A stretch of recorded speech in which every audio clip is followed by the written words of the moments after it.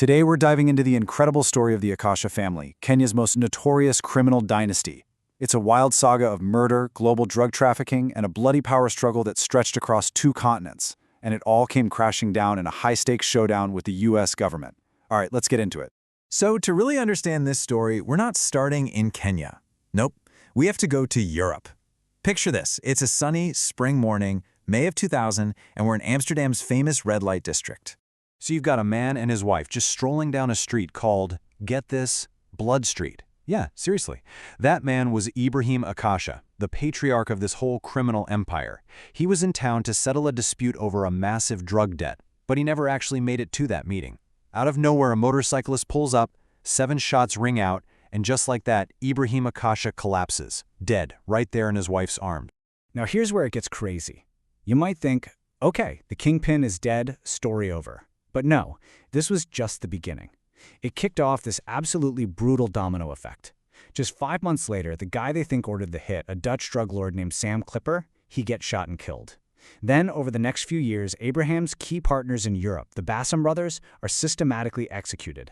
I mean, someone was sending a message, loud and clear. The entire European network was being violently erased. But to really wrap our heads around the chaos his death unleashed, we've got to rewind. We need to go back and look at the empire he built from his home base in the coastal city of Mombasa, Kenya. You know, the interesting thing is, Ibrahim didn't start out as a drug lord. He actually tried to run legitimate transport businesses, but they were failing, and failing badly. His fleet was shrinking, he wasn't paying his workers, so he pivoted hard. First into arms trafficking during the civil wars raging in the region, and then into the much more profitable world of narcotics. It's kind of a classic story, right? When the legitimate economy fails you, the black market is waiting. And he didn't just get into it, he became the guy. The essential pipeline connecting heroin from Asia to gangs in Europe. And choosing Mombasa as his headquarters, that was pure strategic genius. The port was the perfect base of operations. It was far away from the prying eyes of Western authorities, but it was perfectly positioned to receive drug shipments from Asia. He totally understood that the best way to run a global trafficking ring is to hide it in the shadows of a legitimate, busy shipping industry. By the 90s, he wasn't just a trafficker, he was the trafficker on the entire East African coast. So after Ibrahim is assassinated in Amsterdam, this massive power vacuum opens up back in Kenya. The big question was, who's going to inherit the throne? Well, the intended heir was the eldest son, Kamaldin. But just 2 months before his father's death, Kamaldin himself was shot at point-blank range at his own petrol station, and to this day, nobody knows who did it. So, with the heir gone, 2 younger brothers, Baktash and Ibrahim Jr., saw their chance. They stepped up to seize control, and they did it with absolute ruthless brutality.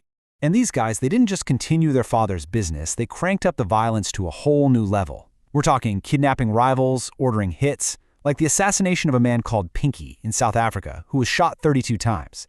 They were so brazen that Ibrahim Jr. once pulled a pistol on a guy in the middle of a crowded shopping mall. Their power wasn't just in the violence itself, but in the performance of it. They operated openly, bribed police commanders to make problems just go away. For them, the justice system was just another business expense. They seemed completely, utterly untouchable. But you know how these stories go. While their money and violence made them untouchable in Kenya, they had attracted the attention of an organization they couldn't bribe or intimidate, the U.S. Drug Enforcement Administration, the DEA.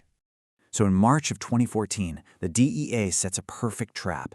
An undercover informant, posing as a representative for a big Colombian drug cartel, approaches the brothers, and he makes them an offer they just can't refuse. Help us move massive amounts of heroin into the United States. The brothers were thrilled. I mean, this was their golden ticket into the lucrative American market. During their very first meeting, Baktash couldn't help himself.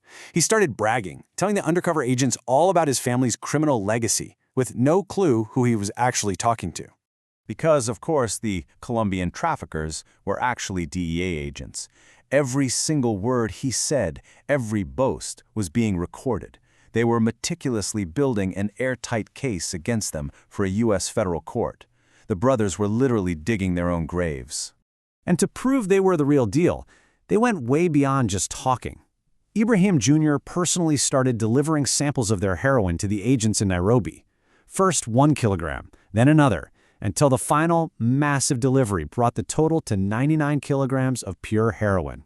The DEA had everything they needed.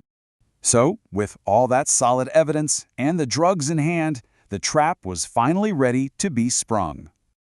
On November 9, 2014, a joint team of DEA agents and Kenyan police raided the Akasha family compound.